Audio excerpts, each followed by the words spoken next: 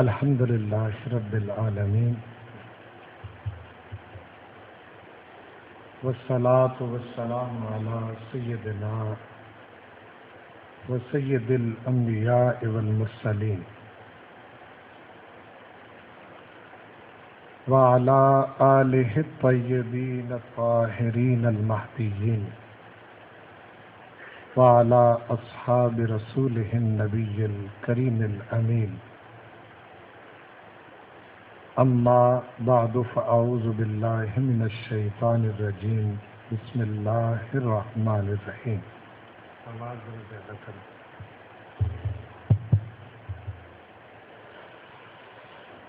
ومن الناس من يعبد الله على حرف فإن أصابه خير اطمأن به وَإِنْ أَصَابَتْهُ فِتْنَةٌ انقلب على وجهه خسر الدنيا والآخرة ذلك هو الخسران المبين صدق الله مولانا العظيم إن الله وملائكته يصلون على النبي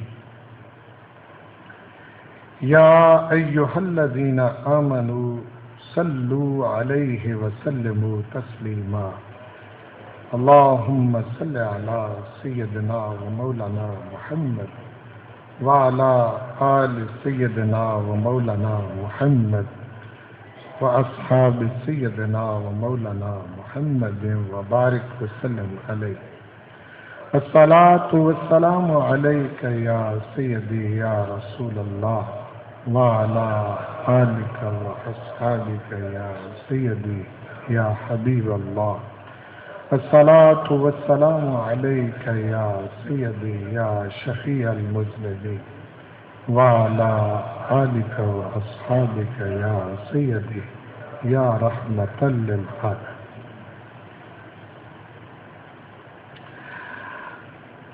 مالک کریم اپنے حبیب کریم صلی اللہ علیہ وآلہ وسلم کے توسل اور تصدق سے مجھے اور آپ کو اپنی حفظ و امان میں رکھے، اپنے محبوب کریم صلی اللہ علیہ وسلم کی غلامی، محبت، اطاعت اور اتباع میں زندہ رکھے، اسی پر موت نصیب کرے اور حبیب کریم صلی اللہ علیہ وسلم کے غلاموں میں ہم سب کا حشر فرمائے۔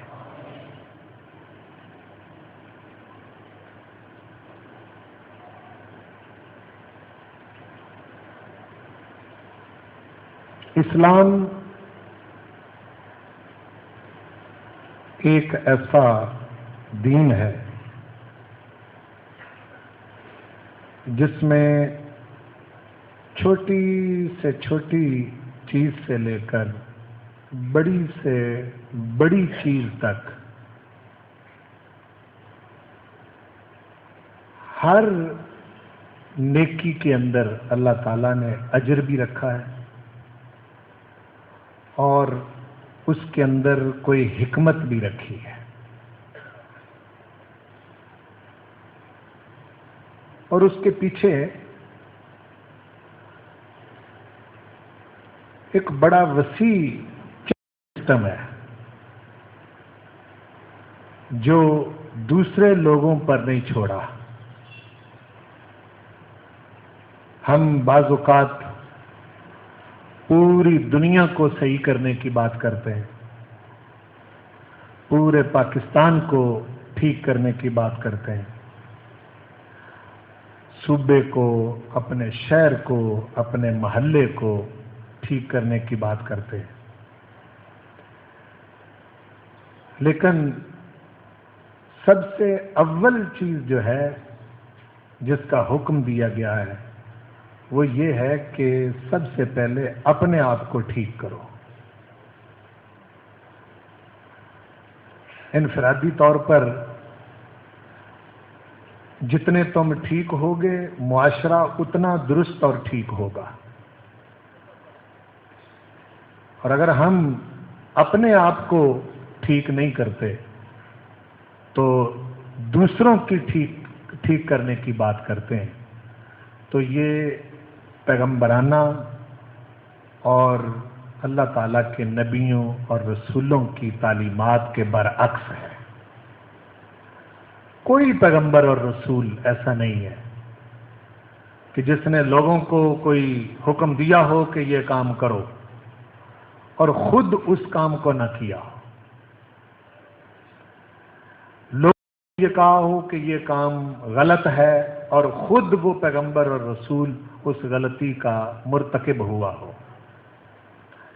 ایسا نہیں ہے، بلکہ اس کی بڑی وعید ہے۔ ایمان والوں کو مجموعی طور پر بھی اور بنی اسرائیل کی جو قوم ہے ان کا بھی اس طرح سے ذکر کیا گیا ہے۔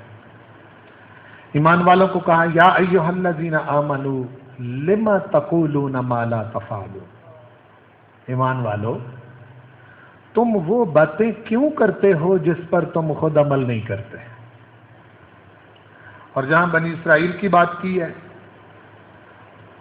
جس کے میں 2 آیتوں پر پہلے جمعۃ المبارک میں ذکر کر چکا ہوں، وہ جہاں وعدہ معاہدہ اللہ کے ساتھ کہ تم میرے ساتھ کیا ہوا عہد پورا کرو، میں تمہارے ساتھ عہد پورا کروں گا، وہیں آگے جا کے فرمایا کہ وَلَا تَلْبِسُوا الْحَقَّ بِالْبَاطِلِ وَتَكْتُمُوا الْحَقَّ وَأَنْتُمْ تَعْلَمُونَ، حق اور باطل کو آپس میں گڑبڑ نہ کرو اور جان بوجھ کر حق نہ چھپاؤ۔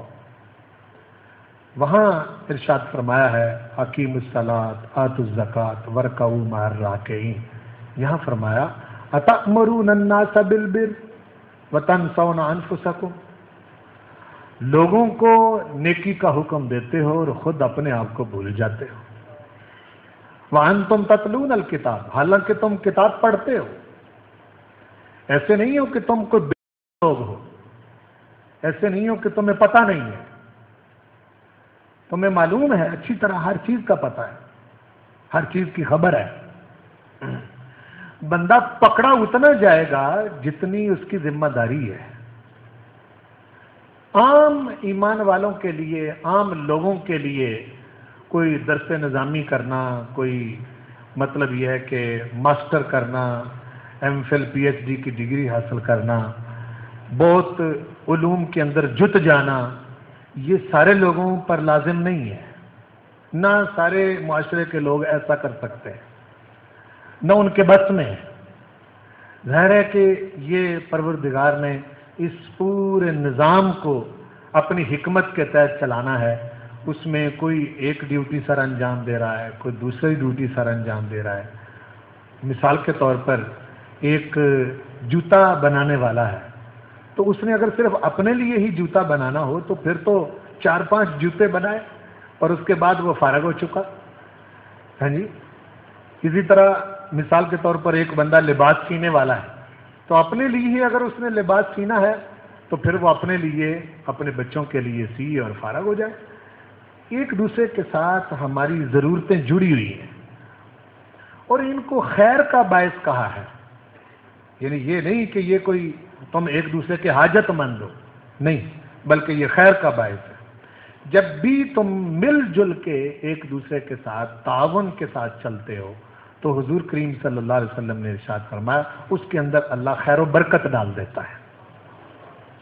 ایون کہ یہ مطلب یہ ہے کہ یہ آپ کی باجماعت نماز ہے، اس کے بارے میں حدیث شریف اب سارے لوگ ایک جیسے نیکوکار نہیں ہیں، اس میں گنہگار بھی ہیں، خطا کار بھی ہیں، صغیرہ گناہ کرنے والے بھی ہیں، کبیرہ گناہ کرنے والے بھی ہیں، جی چھوٹے بھی ہیں، بڑے بھی ہیں، کالے گورے بھی ہیں، کوئی کسی سے تعلق ہے، لیکن نبی کریم صلی اللہ علیہ وسلم کا ارشاد پاک ہے کہ جب تم صف در صف، پاؤں کے ساتھ پاؤں ملا کر، کندھے کے ساتھ کندھا ملا کے صف در صف کھڑے ہو جاتے ہو تو پھر پروردگار ان میں کالے گورے نہیں دیکھتا، قومیں نہیں دیکھتا، پھر گناہگار سیاکار نیکوکار نہیں دیکھتا۔ جب جڑ کے کھڑے ہو جاتے ہو تو پروردگار سب کو مشترک اکٹھا ایک کاغذ پر دے کر سب کو معاف کر دیتا ہے۔ یعنی ایک مشترک کاغذ ہے، اس میں خیر ہے، برکت ہے اس کے اندر رکھی۔ انفرادی طور پر ضروری ہے کہ ہم مطلب یہ ہے کہ ہم پہلے اپنی آنکھوں پر اسلام نافذ کریں، اپنے کانوں پر اسلام نافذ کریں، اپنی زبان پر اسلام نافذ کریں، اپنے ہاتھوں پر اسلام نافذ کریں، اپنے پیروں پر اسلام نافذ کریں اور اپنے وجود پر اس دین کو اتاریں۔ ہم اپنے اوپر تو کچھ کرتے نہیں ہیں، لیکن ہم باقی سب کو ٹھیک کرنے کی بات کرتے ہیں۔ اس سے خلط مبحث پیدا ہوتا ہے، قومیں الجھتی ہیں، معاشرے برباد ہوتے ہیں، خیر نہیں آتی۔ زبان حالانکہ ایک ایک چیز پر بڑی بڑی بشارت رکھی، ایک ایک چیز پر۔ مثلا ایک شخص حضور کریم صلی اللہ علیہ وسلم کی بارگاہ میں آتا ہے، کہتا ہے یا رسول اللہ دین تو بہت وسیع ہے، بہت بڑا ہے، سارے دین پر مجھ سے عمل نہیں ہوتا، کوئی ایک ہی بات ارشاد فرما دیں جس سے میری معافی ہو جائے اور میں جنت میں چلا جاؤں۔ تو آپ نے اس بندے کو دیکھا، اور آپ چونکہ اللہ تعالیٰ کی طرف سے خصوصی نور آپ کو نصیب تھا جس سے آپ دیکھ لیتے تھے، اس بندے کو پہچانا، پہچان کر اس کو کہا احفظ لسانک ان تدخل الجنہ، جہاں تو اپنی زبان کی حفاظت کر تو جنت میں چلا جائے گا۔ اس کا مطلب یہ ہے کہ اس کی زبان سے لوگوں کو دکھ ہوتا تھا، تکلیف ہوتی تھی، پریشانی ہوتی، اور بڑے بڑے عملوں پر جب نیت ٹھیک نہیں ہوتی تو پروردگار اس کو ریجیکٹ کر دیتا ہے، قبول بھی نہیں کرتا، بلکہ اس دکھلاوے پر دوزخ کی سزا ملتی ہے۔ شہادت چھوٹا عمل نہیں ہے، یہ جس جگہ پر میں بیٹھا ہوں یہ بہت بڑا منصب ہے۔ لوگوں کو ایجوکیٹ کرنا، لوگوں کو تعلیم دینا، مجھے اس کے تقاضوں کا علم خبر ہے۔ یہاں بیٹھ کر مطلب یہ ہے کہ انسان کے ذہن کا خراب ہونا، فتنہ پرور ہونا، لوگوں کو لڑانا، لوگوں کے اندر فساد پیدا کرنا، ان کے اندر خرابیاں پیدا کرنا، یہ سب اس منصب کے خلاف ہے۔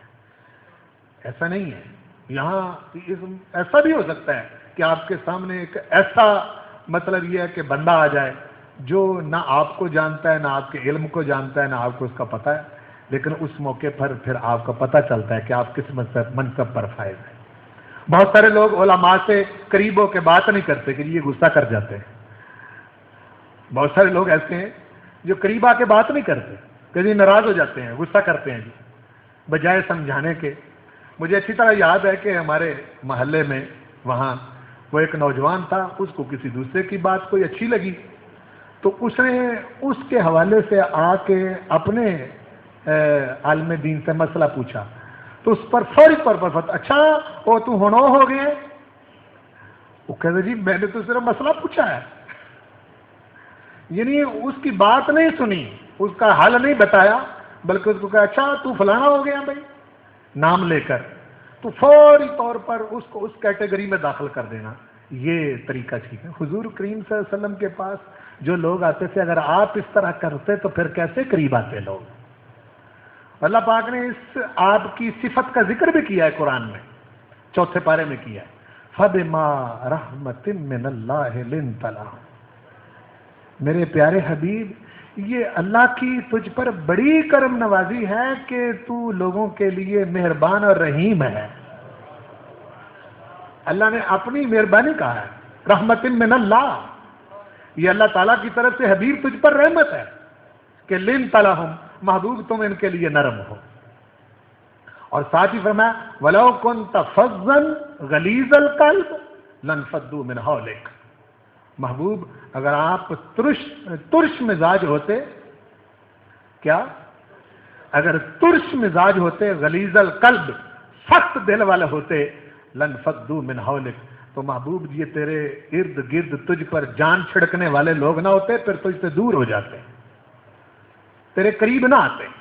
یہ جو تجھ پر جان دینے کے لیے بھی، قربان ہونے کے لیے بھی تیار ہیں، اس کی وجہ یہ ہے کہ محبوب تو ان کے لیے نرم ہے، ان کے لیے نرم ہے۔ اور ساتھ ہی حالانکہ رسول پاک کو کسی کے مشورے کی ضرورت نہیں، آپ جس منصب پر فائز ہیں کسی مشورے کی ضرورت ہی نہیں ہے، آپ کا منصب چھوٹا نہیں ہے، پہچانے اس کو۔ وَمَا يَنْطِقُ عَنِ الْهَوَىٰ إِنْ هُوَ إِلَّا وَحْيٌ يُوحَىٰ، محبوب ایک بول بھی اپنی زبان سے ایسا صادر نہیں کرتا جس کے پیچھے وحی الہی ہوتی ہے، وحی الہی۔ یعنی اس منصب پر فائز ہو کر مشورے کی ضرورت نہیں. پھر بھی اللہ پاک نے طریقہ بتایا وَشَاوِرْهُمْ فِي الْأَمْرِ.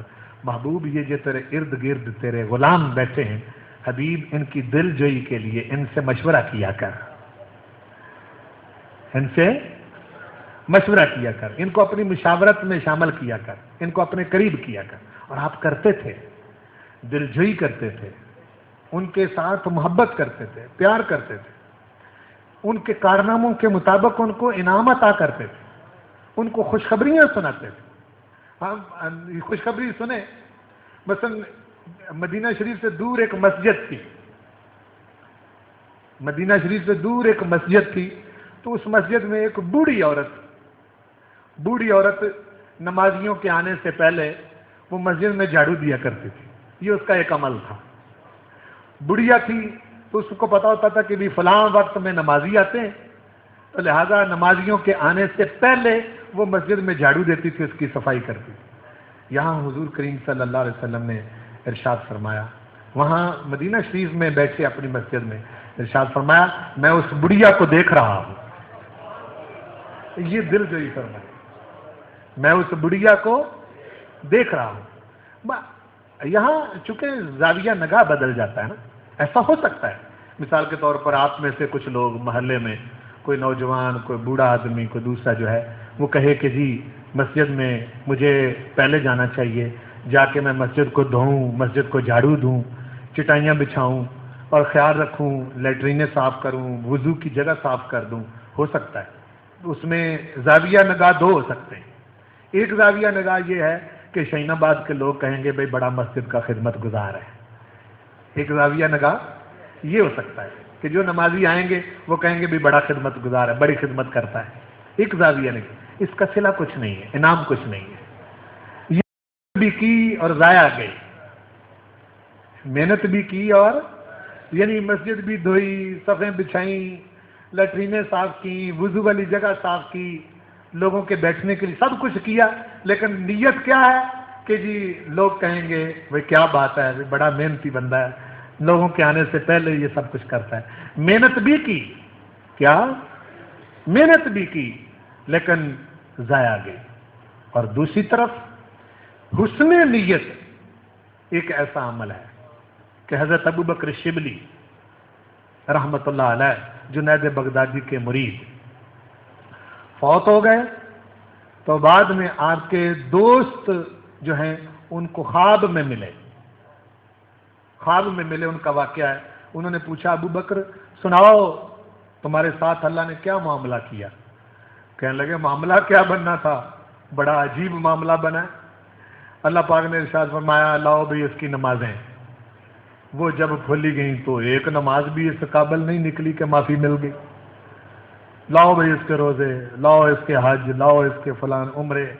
آپ کثیر حج کرنے والی شخصیت ہے.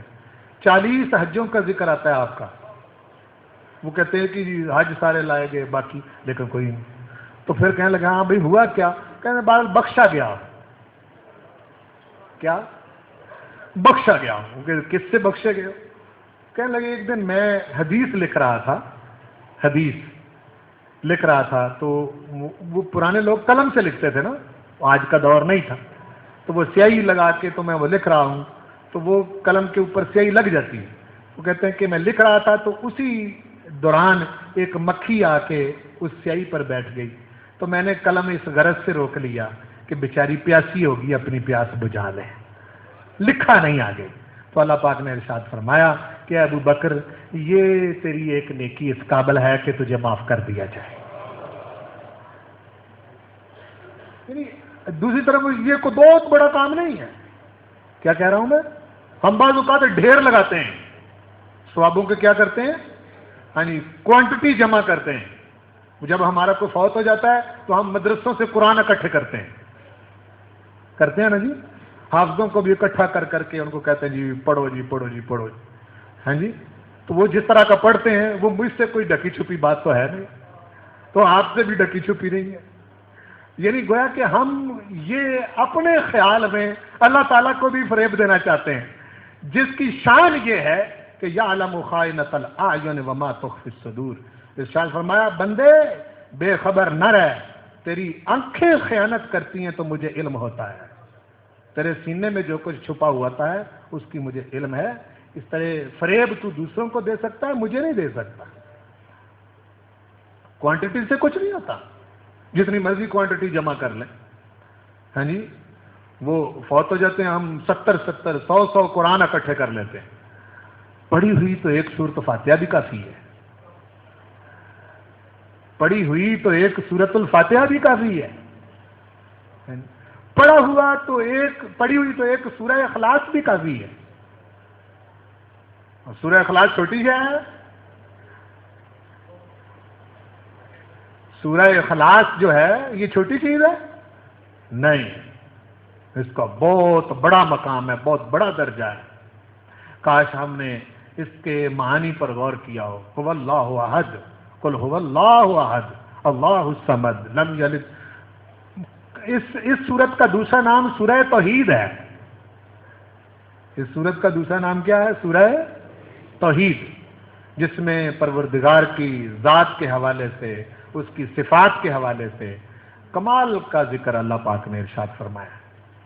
تو کوانٹٹی کے پیچھے چھوٹا چھوٹا عمل میں نے جس طرح آپ کو بتایا، تو اس میں ہمارا حسن نیت دیکھا جاتا ہے. بعض اوقات بڑے بڑے عمل رد کر دیے جاتے ہیں، بڑے بڑے عمل. شہادت کتنا بڑا عمل ہے بھائی، باقی سب پیچھے رہ جاتے ہیں. مطلب جان قربان کرنا، وقت قربان کرنا، مال قربان کرنا. ہاں جی، یہ جان قربان کرنے سے تو چھوٹے ہیں نا. بولے نا بھائی، جس کی جان ہی گئی، خود اپنی جان سے تو وہ گزر گیا، پچھلوں کو بے شک وزیر اعلیٰ 5 لاکھ روپیہ دے دے، اس کا مرنے والے کو کیا فائدہ ہے؟ کیوں بھائی ایک بندے کی جان ہی چلی گئی ہے، تو پچھلوں کو کوئی وزیر مشیر آ کے 5 لاکھ دے دے، 10 لاکھ دے دے، کروڑ روپیہ دے دے، مرنے والے کو تو اس کا کوئی فائدہ نہیں نا. مرنے والا تو جان سے گیا. آپ سمجھ رہے ہیں نا جی؟ تو دنیا کی ساری دولت بھی مل کر کسی جان کا بدلہ تو نہیں ہو سکتا، ممکن ہی نہیں ہے. تو وہ تو گیا. یعنی جان قربان کر دینا، شہید ہو جانا جو ہے، یہ بھی اس کے پیچھے حسن نیت نہ ہو اور اچھا اس کے مطلب زاویہ نگاہ ٹھیک نہ ہو، تو اتنا بڑا عمل بھی پروردگار قبول نہیں فرماتا. علم دین کتنا بڑا، علم دین حاصل کرنا، لوگوں تک پہنچانا بہت بڑا عمل ہے. اس میں ایک بندے کی زندگی کھپ جاتی ہے، مال اس کا چلا جاتا ہے. میں نے علماء کو دیکھا ہے، انہوں نے اپنی ساری جمع پونجی لائبریریوں پر صرف کر دی، لائبریریوں کی لائبریریاں بنا ڈالی، کتابیں چھٹ گئے ہیں. لیکن اس کے باوجود اگر اس سے غرض یہ ہے کہ لوگ مجھے علامہ کہیں، لوگ میرے علم کی تعریف کریں، لوگ میرے اشتہار لگائیں، لوگ میری تعریف کریں، آگے پیچھے کھڑے ہوں میری عزت کے لیے، ہاں جی، میرے احترام کے لیے، یہ فاسد نیت ہے. اس کا کچھ بھی نہیں ملتا اور کچھ بھی اس کا اجر نہیں ملتا.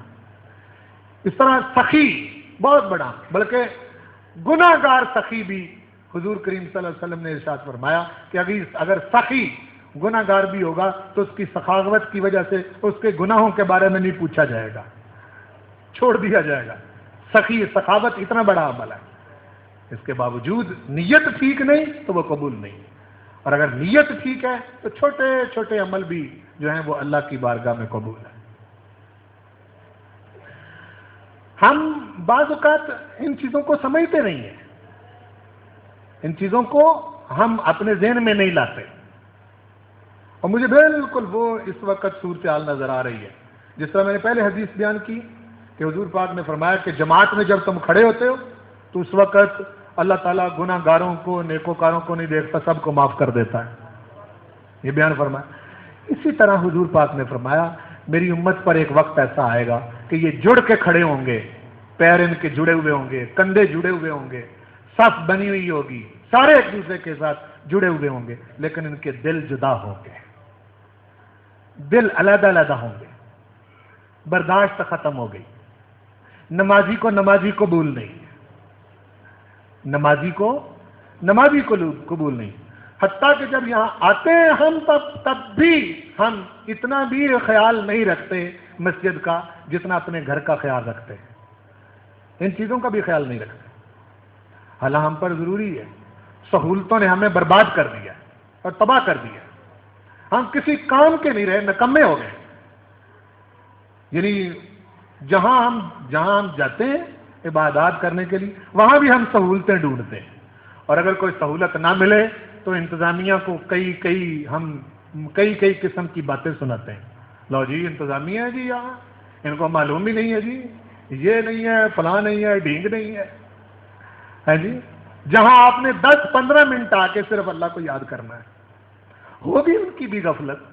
لیکن یہ کیا طریقہ ہے کہ اگر آپ یہاں آئے ہیں، نہیں پنکھا چل رہا، یہاں آئے ہیں کبھی کوئی مشکل پیش آ گئی، یہاں آئے ہیں کبھی کوئی تکلیف آ گئی، تو اس کا مطلب یہ تو نہیں ہے کہ آپ اخلاقیات ہی چھوڑ دیں اور گالیاں تک دینی شروع کر دیں۔ آپ کی زبان سے دوسرے محفوظ نہیں ہیں۔ میں اسی لیے پہلے کہہ رہا ہوں کہ سب سے پہلے اسلام اور دنیا جہان کے اندر کسی قوم کے پاس وہ سسٹم نہیں جو پروردگار نے حضور کے صدقے سے آپ کو عطا فرمایا۔ میری بات کو سمجھیں۔ بتاؤ مجھے، میں سوال کرتا ہوں آپ سے، جس طرح آپ کے پاس کعبے کی صورت میں مرکز ہے، بتاؤ دنیا کے اندر کسی قوم کے پاس ہو؟ سوال ہے میرا ایک، آپ کے پاس کعبے کی صورت میں ایک مرکز ہے کہ بندہ انڈیا میں ہے، چائنا میں ہے، ملیشیا میں ہے، انڈونیشیا میں ہے، یورپ میں ہے، امریکہ میں ہے، شام ہے، روس ہے، کہیں ہے۔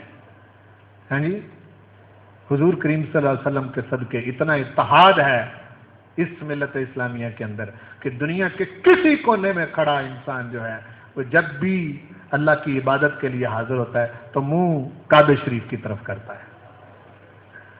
دنیا کی کسی قوم کی سمت نہیں ہے۔ میں بالکل ٹھیک کہہ رہا ہوں؟ بتائیں مجھے کہ یہودی قوم کی کوئی سمت ہے؟ بولو بولو نا یار۔ عیسائیوں کا کوئی مرکز ہے اس طرح کا؟ زرتشتیوں کا کوئی مرکز ہے اس طرح کا؟ ہندوؤں کا کوئی مرکز ہے اس طرح کا؟ ہندو خود پجاری اتنے نہیں ہیں جتنے ان کے خدا ہیں، کوئی مرکز ہے ہی نہیں۔ سکھوں کا کوئی مرکز ہے؟ دنیا کے اندر جتنی بھی قومیں مذاہب کی صورت میں چلتی ہیں، کیا بیت اللہ شریف کی صورت میں جس طرح کا مرکز آپ کے پاس ہے دنیا کی کسی قوم کے پاس ہے؟ بولو نا جی، نہیں۔ اور پوری دنیا جو ہے، پوری دنیا بیت اللہ شریف کے گرد گھوم رہی ہے۔ پوری دنیا، آپ کہیں کھڑے ہیں، کسی جگہ کھڑے ہیں، اس طرح کا مرکز کسی کے پاس نہیں ہے، کوئی نہیں۔ اور پھر چھوٹی چھوٹی ہستیاں نہیں ہیں، مثلا موسیٰ علیہ السلام کو چھوٹی ہستی گزری ہے بھائی، بولو نا جی۔ موسیٰ علیہ السلام کو چھوٹی ہستی نہیں ہے۔ آپ قرآن مجید میں سیدنا ابراہیم علیہ السلام اور سیدنا موسیٰ علیہ السلام کا ذکر حضور کے بعد سب سے زیادہ ذکر ان کا ہے۔ معجزات کا ذکر ہے، اللہ سے کلام ہونے کا ذکر ہے، ان کی قوم کا بڑا تفصیلی ذکر ہے، ان کے مکالموں کا ذکر ہے، بہت تفصیل سے موسیٰ علیہ السلام کا ذکر ہے۔ صاحب شریعت نبی ہیں، ہاں جی، صاحب شریعت نبی ہیں اور صاحب عصا نبی ہیں، ید بیضاء کے مالک ہیں، کثیر معجزات کے مالک ہیں۔ یہودی ان کو مانتے ہیں، یہودی ان کو مانتے ہیں۔ عہد نامہ قدیم کے اندر ان کا تفصیلی ذکر ہے۔ آپ یہودیوں سے پوچھیں کہ موسیٰ علیہ السلام کی قبر کہاں ہے؟ بولو نا جی، مطلب پوچھیں ان سے، اس وقت پیسہ ان کے پاس ہے؟ دنیا کے اندر کسی قوم کے پاس اتنا پیسہ نہیں جتنا یہودیوں کے پاس ہے۔ ایسے ہی ہے، دنیا جہان کے بینک ان کے چنگل میں ہیں، اپنی مرضی سے وہ پالیسیز بناتے ہیں، اپنی مرضی سے ریٹ طے کرتے ہیں، اپنی مرضی سے سارا کچھ کرتے ہیں۔ کسی یہودی سے، اب تو دنیا گلوبل ولیج بن چکی ہے، یہاں نوجوان موجود ہیں، اب تو وہ مطلب یہ ہے کہ تکرار رہتی ہے مسلمانوں کا یہودیوں کے ساتھ، عیسائیوں کے ساتھ، ہاں جی، آپ کی باتیں جاری رہتی ہیں۔ کسی بڑے سے بڑے یہودی سے پوچھیں آپ کہ موسیٰ علیہ السلام کی قبر کہاں ہے؟ یعنی اتنا بڑا بندہ، کیا کہہ رہا ہوں میں، اتنا چھوٹا بندہ نہیں ہے۔ عزیر علیہ السلام کو یہودی بہت مانتے ہیں، عزیر علیہ السلام کو۔ وقالت الیہود عزیر ابن اللہ، قرآن مجید ارشاد فرماتا ہے کہ یہودی عزیر کو اللہ کا بیٹا مانتے ہیں، جس طرح عیسائی عیسیٰ کو اللہ کا بیٹا مانتے ہیں۔ ان سے پوچھیں عزیر علیہ السلام کی قبر کہاں ہے؟ کسی کو نہیں پتا۔ عیسیٰ علیہ السلام کے بارے میں خود عیسائی دنیا مشکوک ہے کہ پتہ نہیں آسمانوں پر اٹھا لے گئے، پتہ نہیں سولی چڑھ گئے، ہاں جی اس غار میں رکھے گئے تھے، 3 دن بعد آسمانوں میں، یعنی ان کے اپنے بیان آپس میں متضاد ہیں، ملتے نہیں ہیں، معلوم نہیں ہے۔ آپ کیسے خوش نصیب ہیں، کیسے خوش نصیب ہیں کہ حضور کریم صلی اللہ علیہ وسلم کے وجود مبارک کی صورت میں مدینہ شریف میں مرکز موجود ہے۔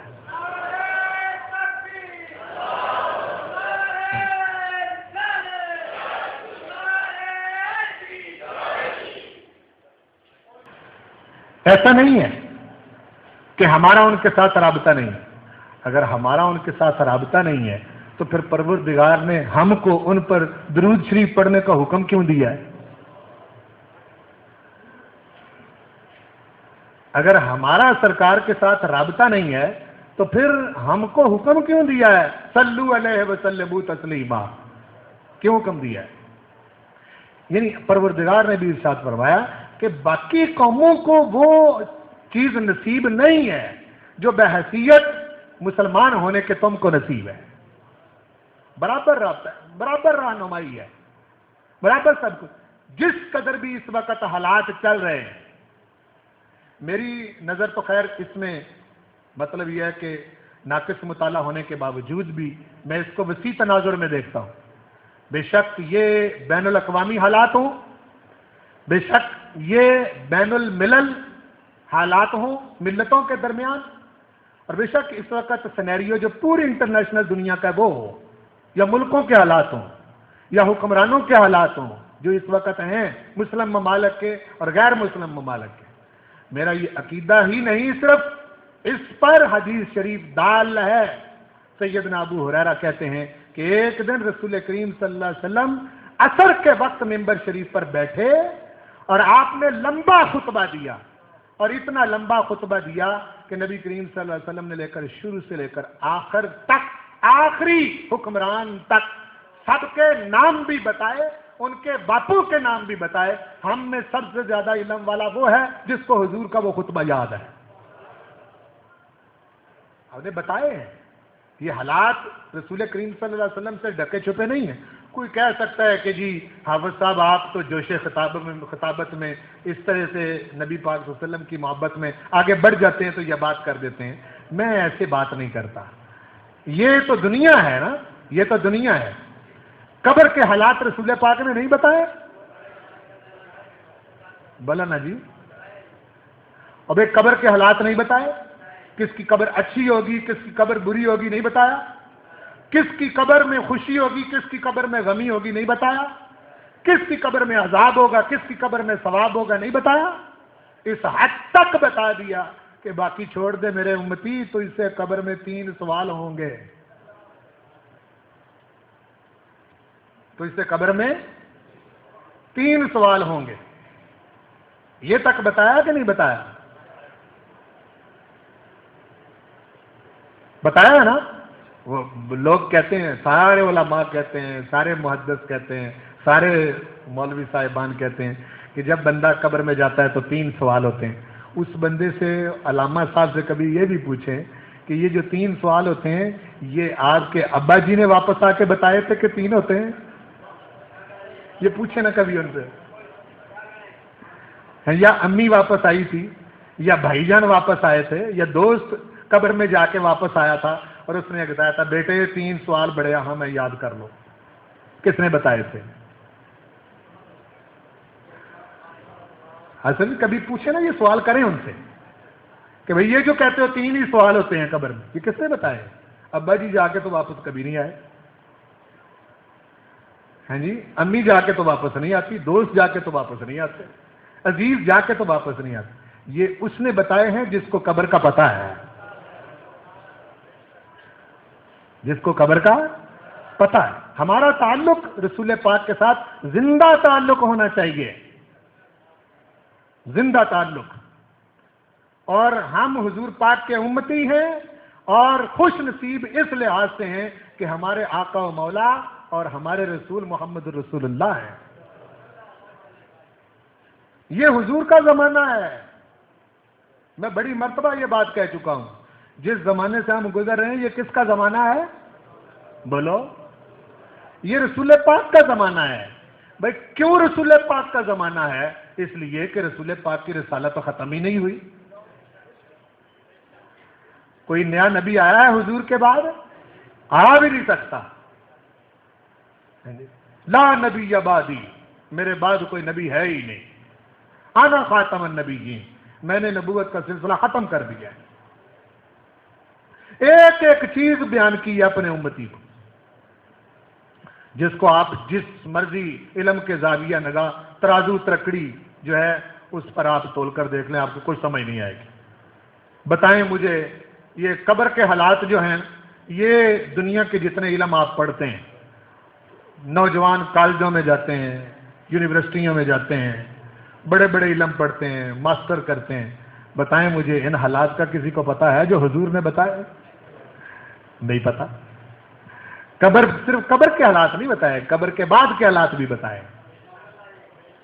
قبر کے بعد کیا ہوگا, بعد میں کیا ہوگا, بھائی کب تک انسان جائے گا, کہاں جائے گا, کیا کرے گا, اس کے ساتھ کیا سلوک ہوگا, کس کس سے ملاقات کرے گا, کن حالات میں رہے گا, کون خوش نصیب ہوگا, کون بد نصیب ہوگا, کیا کیا پوزیشنز اس کی ہوں گی, یہ ساری کی ساری رسول پاک نے اپنی امت کو بتائی ہے.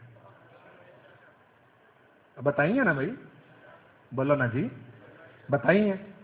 یہ بھی, یہ جو جنت کا آپ ذکر سنتے ہیں یہ کس نے بتایا ہے؟ آپ جنت کا ذکر سنتے ہیں یہ کس نے بتایا ہے؟ یہ بھی تو رسول پاک نے بتایا ہے. اس لیے اس تعلق کو سمجھنا چاہیے.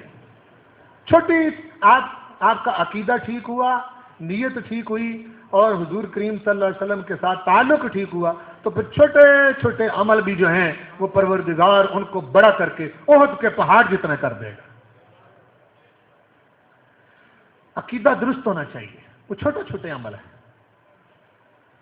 میں نے ایک ایسی روایت بھی پڑھی ہے جس میں ایک بندہ قرآن مجید پڑھتے ہوئے 2-3 چیزوں کی احتیاط کرتا تھا. میں بتاتا ہوں ابھی. قرآن مجید پڑھتے ہوئے 2-3 چیزوں کی احتیاط کرتا تھا. وہ کیا؟ وہ قرآن مجید پڑھتے ہوئے ناک میں انگلی نہیں ڈالتا تھا. یہ غلاظت کی جگہ ہے. میرے ناک میں انگلی گئی پھر میں قرآن مجید کے ورقوں سے لگاؤں گا, یہ بے ادبی ہوگی. اپنی کان میں انگلی نہیں پھیرتا تھا. کپڑوں کے اوپر سے بھی اپنی شرمگاہ کو اپنے ہاتھ نہیں لگاتا تھا. اس آداب کا خیال ہے. صرف یہ اس نے اپنی زندگی کا معمول بنا لیا. اب بڑے بڑے عملوں کو جفے ڈالتے ہیں نا, بولو نا جی, بڑے بڑے کاموں کو جفے ڈال, چھوٹے چھوٹے کاموں میں اللہ نے بڑا اجر رکھا ہے. ان 3 کاموں کی وجہ سے روایت میں آتا ہے کہ وہ بندہ بخشا گیا کہ تو نے میری کتاب کی عزت کی ہے.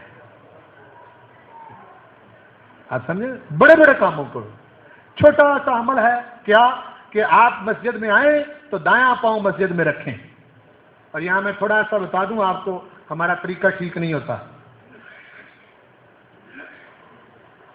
جب بھی آپ مسجد میں جہاں جوتے اتارتے ہیں تو بایاں جوتا پہنے رکھیں. کیا؟ بایاں جوتا پہنے رکھیں. دایاں جوتا اتار کے تو اپنا پہلے پاؤں مسجد کی جو حد ہے اس میں ٹکائیں. ٹکا کے اللہم افتح لی ابواب رحمتک یہ پوری دعا پڑھیں. پھر دوسرا جوتا جو ہے اس کو اٹھائیں, دوسرا پاؤں جو ہے اس کو نکالیں. ٹکا کے رکھیں. ہم جلدی سے اندر داخل ہو جاتے ہیں, نہیں پتہ چلتا دایاں بایاں اور اس کے درمیان میں. باہر ہی رکھیں اپنا بایاں پاؤں اور دایاں پاؤں اندر ٹکائیں, اوپر مسجد کے اندر رکھیں.